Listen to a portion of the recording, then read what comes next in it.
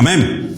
Les saludo, hermano, con la paz del Señor. Sean todos bienvenidos a la casa del Señor. Bueno, hoy vamos a continuar nuestro estudio maravilloso del libro de Juan.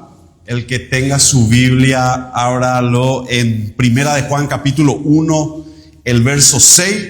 Estamos estudiando, mis hermanos, varias características que el apóstol Juan, como líder de la iglesia de Asia, está escribiendo, dando pautas, luchando en contra de herejías también que son muy actuales hoy en día, y da este contraste entre luz, oscuridad, entre pecado, vivir en santidad, vivir conforme a la palabra de Dios, quiénes son hijos de Dios, quiénes no son hijos de Dios, quiénes están en la carne, quiénes están en el espíritu. Y bueno, vamos a ir estudiando todo eso. En Primera de Juan capítulo 1, el verso 6 dice: si decimos que tenemos comunión con Él y vivimos en tinieblas, estamos mintiendo y no practicamos la verdad. Entonces, mis hermanos, acá el ataque principal que está haciendo el apóstol Juan, el discípulo amado o el anciano, como se le nombra aquí en el libro de Juan, es principalmente a los falsos maestros, aquellos que alegaban una cierta iluminación, pero vivían en oscuridad. Ellos realmente no practicaban esa comunión que ellos alegaban tener con Cristo, ¿verdad? No hay algo tan diferente como hoy en día, ¿verdad? Donde hay personas que dicen que tienen comunión con Cristo, pero viven en oscuridad. Entonces ahí veíamos que existían estos falsos maestros que estaban en tinieblas. Y este argumento principal que está haciendo el apóstol Juan era contundente y demostraba que en realidad estos falsos maestros que alegaban pero no vivían conforme a la Escritura, en realidad no eran salvos. Amén. Ahí dice la palabra claramente, la palabra mentimos.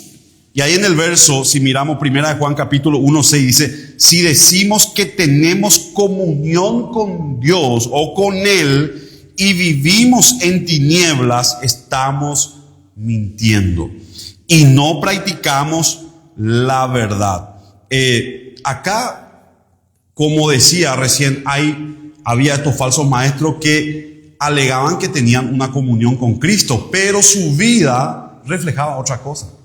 Ellos eran desobedientes. Ellos no vivían una vida que agradaba a Dios. Ahí dice: si decimos que tenemos comunión con Él y vivimos en tinieblas, estamos mintiendo y no practicamos la verdad. Y ahí la palabra es claramente practicar. Y el apóstol Juan también dice que el que practica el pecado es de Satanás. Nosotros, por más que pecamos, seguimos pecando en acciones o omisiones, hermanos, no practicamos en forma alevosa como anteriormente estábamos en el mundo, ¿verdad? Claramente se nota la vida de un cristiano verdadero.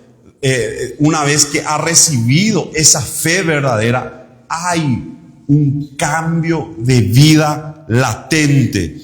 Entonces, los falsos maestros y falsos hermanos a los cuales se está refiriendo Juan tienen dificultades enormes de practicar la verdad como lo realiza un verdadero hermano. Es impresionante. ¿Por qué? Porque la carne no se sujeta y no puede sujetarse. Entonces, la persona que no es creyente, que es incrédula, como habla la Escritura, cuando practica, viene a una especie de camuflarse entre hermanos, y Pablo lo llama falso hermano, aquella persona que se arropa ¿de qué? De religiosidad. Entonces, como no puede practicar algo que sale de corazón, ¿cómo hacían los fariseos? Se vestían, ¿verdad? De santidad, visuferaban de santidad, pero al final de cuentas, su corazón de ellos estaban podridos, de huesos muertos, ¿verdad? Por más que ellos aparentaban bien perfumaditos, ¿verdad? Se maquillaban para aparentar más piadoso y que le forzaba su ayuno, etcétera, etcétera. Estaban revestidos. Y Jesús mismo los delataba y le decía, ustedes lavan el vaso de afuera, pero no lavan el vaso de adentro. Claramente también esto pasaba con estas personas que alegaban tener comunión con Dios, pero que no lo tenían. Dice la palabra, pero si vivimos en la luz, así como Él está en la luz, tenemos comunión unos con otros, y la sangre de Jesús, su Hijo, nos limpia de todo pecado. Amén. El cristiano verdadero tiene el hábito, porque estamos hablando de costumbre. El que practica el pecado, el que no practica el pecado, estamos hablando de hábitos. Y como decía, una vez que le conoces a Cristo, tus hábitos cambiaron. Todo cambia. Entonces, cuando ahí dice la palabra, andar en luz, ¿a qué se está refiriendo? Porque vemos mucho que Juan utiliza luz, que usa mucho luz, que usa mucho oscuridad, ¿verdad? Ahí nos damos cuenta que usa mucho esa palabra. La palabra luz está hablando primeramente de andar en la verdad y andar en santidad. Eso es una vida piadosa, lo que está hablando ahí. No una vida de tinieblas. ¿Cuál es la vida de tinieblas? Una vida de falsedad. Una vida de falsedad y una vida de pecado.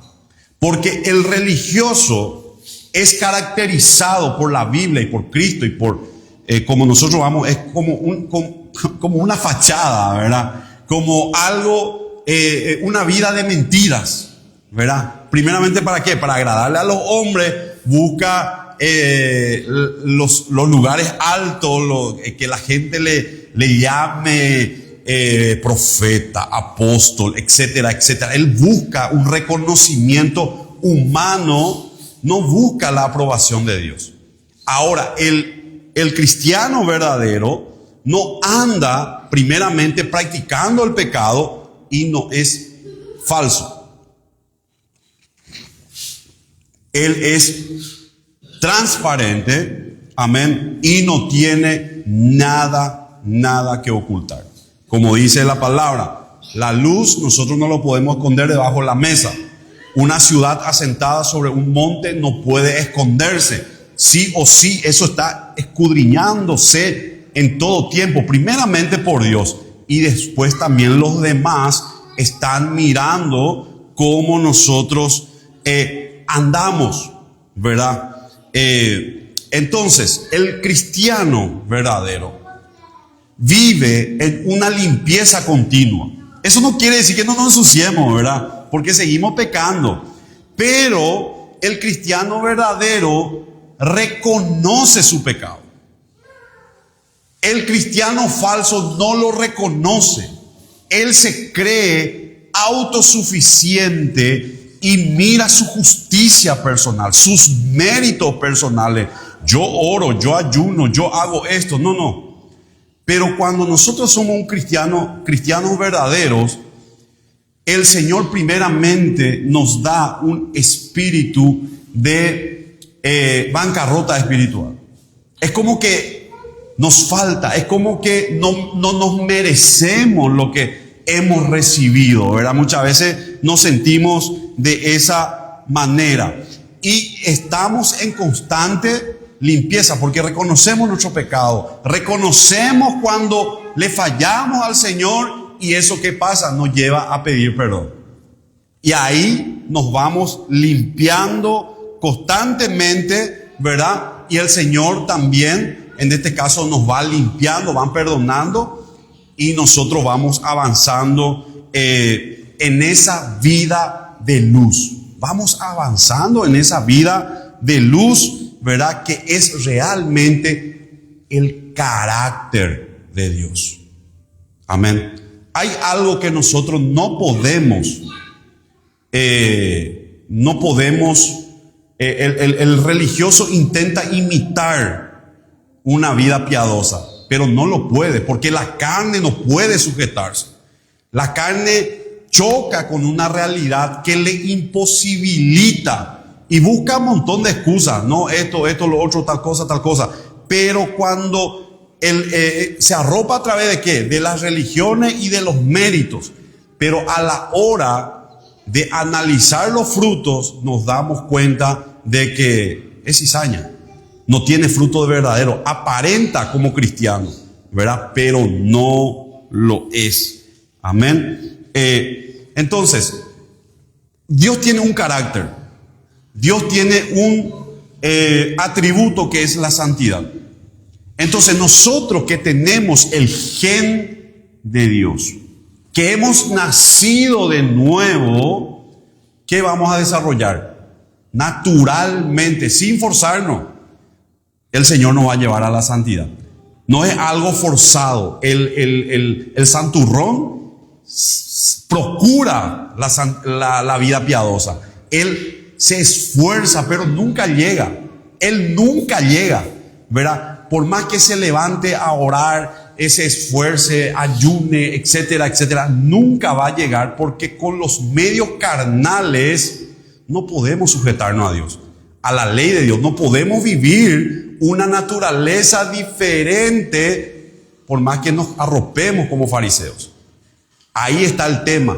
Los frutos son lo que cantan. Amén. Tercera de Juan, capítulo 1, ahí cerquita, verso 1, verso 11. Dice: amado, no imites lo malo, sino lo bueno.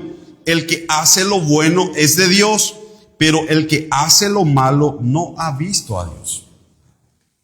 Las características. Vean, hermanos, la maldad. Porque aquella persona, aquel santurrón que intenta alcanzar con sus méritos, lo hace con maldad. No lo hace con el fruto de el Señor, ¿verdad? Sino que intenta de alguna u otra manera sostenerse en: no, Señor, yo hice esto por vos, yo me merezco esto, todo es maldad, todo es, en ningún momento lo hace de corazón o con una transformación, porque no ha cambiado su naturaleza. Amén. Entonces, el verdadero creyente indica primeramente su comunión con Él, con Dios, la cual es sin hipocresía, es con sinceridad, es con humildad. El verdadero creyente reconoce su pecado, reconoce que no se merece absolutamente nada. El verdadero cristiano anda, se da cuenta de su pecado, ¿verdad? Y va viviendo en esa transformación continua, de gloria en gloria, como dice la palabra de Dios. Amén. El que no es cristiano va girando en un desierto. Muerto, está muerto. Porque lo único que hicieron era maquillar ese cadáver. Ponerle ropa linda a ese maniquí, ¿verdad? Pero está muerto. Santiago 1:27 dice: delante de Dios, la religión pura, sin mancha, consiste en ayudar a los huérfanos y a las viudas en sus aflicciones y en mantenerse, ¿qué cosa? Limpios de la maldad del mundo. La persona que no es cristiana y que alega que es cristiana, que no tiene al Espíritu Santo, no puede discernir una cosa que sea del mundo o no sea del mundo. Vive atrapado en ese sistema porque no tiene discernimiento y cae, ¿qué cosa? En el error, en el autoengaño. Sin embargo, aquel que ha nacido de nuevo tiene el Espíritu de la verdad y él no puede caer en el error. Jamás, jamás. El Señor nos capacita por medio de su Espíritu Santo para detectar la mentira. Automáticamente, cuando por más que venga alguien y nos predique una mentira, no puede ser que nos desviemos un poquito, ¿verdad? Pero al final de cuentas el Señor va a enderezar nuestros pasos. Amén. Tengan en cuenta que un cristiano verdadero no anda practicando el pecado. Jamás, jamás. No importa que tenga tal situación o tal situación. El cristiano verdadero no anda en tinieblas. Él anda caminando en la luz. Va caminando constantemente en la luz. Es difícil, a veces temblamos y todo lo demás, pero el Señor nos va preservando. Él nos va llevando hacia esa luz. Segunda de Corintios, capítulo 6, el verso 14 dice: no se unan con los incrédulos en yugo desigual. Pues, ¿qué tienen en comunión la justicia con la injusticia? ¿O qué relación puede haber entre la luz y las tinieblas? Imposible, imposible. Entonces, si nosotros nos vamos y somos cómplices y de sus prácticas, y es más, nos gozamos y seguimos practicando las prácticas de los incrédulos, es porque no somos cristianos. Porque directamente lo que el Espíritu Santo hace en nuestros corazones es llevarnos primeramente al discernimiento, al reconocer, ¿verdad? Y también tenemos la característica de nuestro Padre de aborrecer el pecado. Nos lleva a odiar, a verlo de mala manera. Incluso cuando escuchamos malas palabras, cuando no, es como recibimos un choque, ¿verdad? Es como que algo, ¿verdad? O cuando vemos ciertas prácticas, etcétera, etcétera. Tenemos esa virtud porque no andamos en tinieblas. Efesios 5:8 dice: en otro tiempo ustedes eran, ¿qué cosa? Oscuridad, pero ahora son luz en el Señor. Por tanto, vivan como hijos de luz.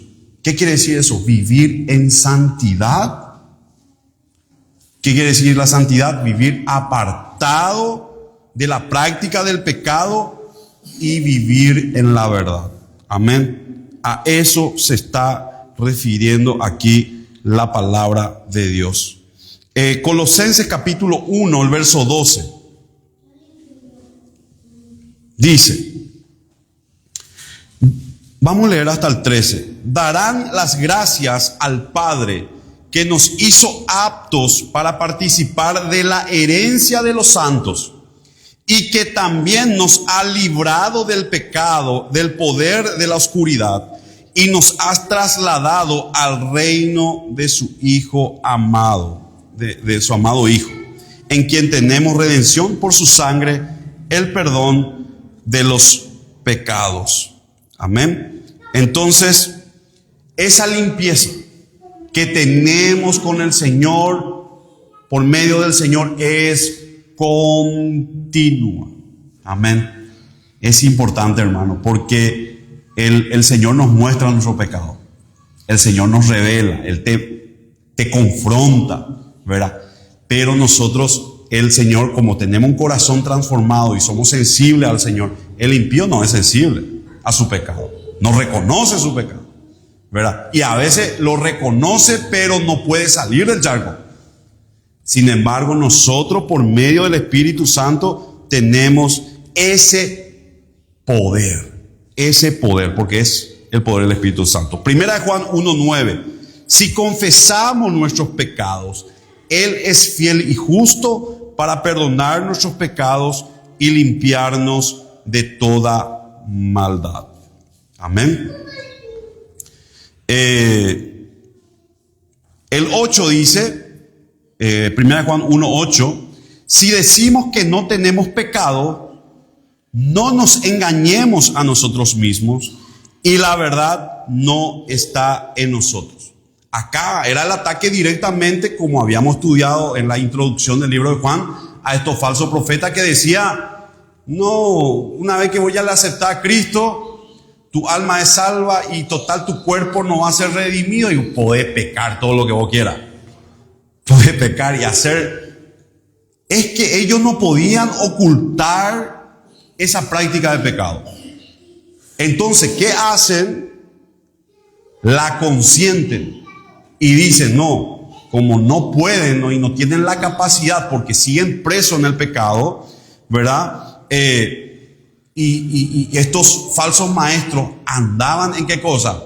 En la hipocresía y en la práctica del pecado, ¿verdad? Entonces ellos andaban en tiniebla, ¿verdad? Ellos decían de que la práctica no estaba mal, de que no estaba mal porque el corazón ya ha sido redimido, pero uno puede seguir haciendo lo que uno quiere, amén. Entonces ellos decían, ahí el apóstol Juan ataca eso. Y si decimos que no tenemos pecado, si no tenemos pecado, si decimos que tenemos comunión con Él y vivimos en pecados, más o menos lo que está diciendo ahí, estamos mintiendo y no practicamos la verdad. O sea, una persona que practica el pecado no puede decir que sea creyente, que practica la verdad. Amén. Eso es la analogía que está haciendo ahí el apóstol Juan. Entonces, estos falsos maestros no solamente decían de que no había pecado, sino que ellos negaban totalmente que una persona pueda tener una naturaleza pecaminosa. Ellos desechaban totalmente eso, ¿verdad? Ahora, ¿qué es lo que sucede cuando miramos Juan capítulo 3 con el nuevo nacimiento? Nosotros fuimos circuncidados. Anteriormente en Israel vino la ley de la circuncisión, en donde cortaban el prepucio del hombre. Pero es muy importante porque el prepucio del hombre era considerado en aquel tiempo como un lugar inmundo, sucio, ¿verdad? Por la suciedad y todo eso. Entonces Dios cortaba y también era a través del hombre, ¿verdad? Era transferido el pecado. Era transferido el pecado. Por eso Jesús no tenía el gen de José.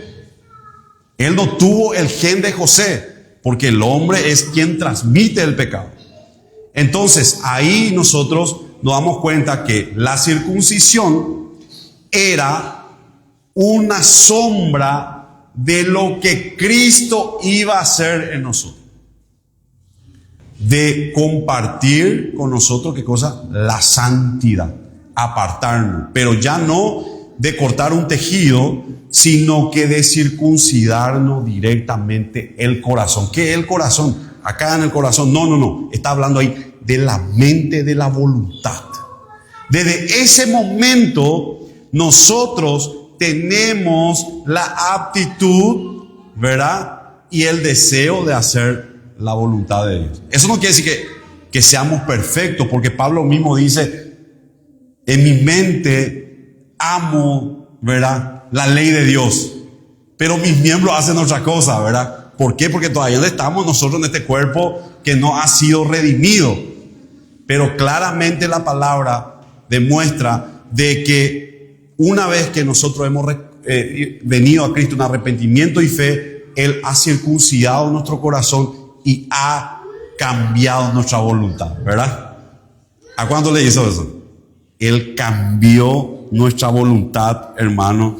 Ha quitado de nosotros esa naturaleza pecaminosa, esa inclinación constante, esa práctica pecaminosa a querer, ¿qué cosa? A buscar agradar a Dios. Anteriormente no pensábamos eso, ahora sí. Amén. Entonces, una persona no regenerada nunca va a admitir que él es pecador. Porque para admitir que es pecador, si admite, lo va a llevar a ¿qué cosa? A arrepentirse. Entonces nosotros salimos a la calle o hablamos a nuestro amigo, vecino, etcétera. ¿Qué nosotros le tenemos que demostrar para que esa persona sea creyente? Invitarle a la iglesia. O que esa persona, vamos porque vamos a tener un té, o etcétera. No.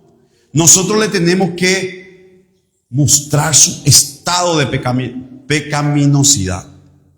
En ese momento, cuando esa persona vea lo malo que es.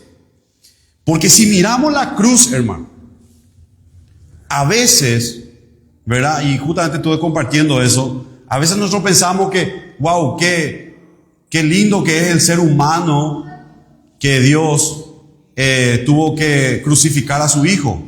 No.